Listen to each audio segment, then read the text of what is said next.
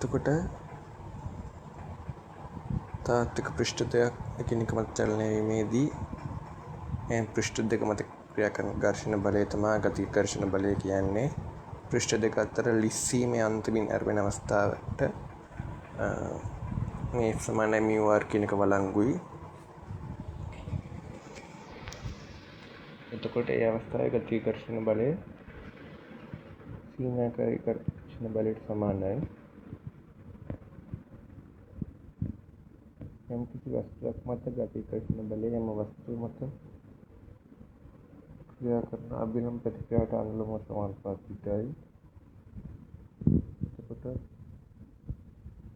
ඒ ඝර්ෂණ බලය FD කියලා ගත්තොත් ඒක අනුලෝමයි R.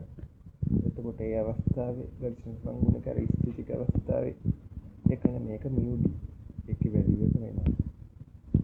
එතකොට μD කියන්නේ ගතිය ඝර්ෂණ සංගුණකය. එතකොට F වලට වඩා FD අඩුයි වගේ μ වලට වඩා μD. ඊළඟට කේක් ගැටලු තියෙන්නේ මනුස්සයෙක් කින් 100ක් නිව්ටන් බර භාරයක් ටිකක් ගිනිතිය තල්ලු කරනවා. ඒකට අවශ්‍ය අවම බලය 21.3යි කියනවා.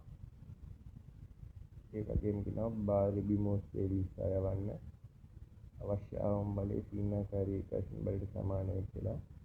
x සමානයි μr දානවා. μ කියන්නේ 0.3යි. r කියන්නේ අර බාරයෙන් අභිලම්බ ප්‍රතික්‍රියාව 300. ඒකට 90ක් වෙනවා.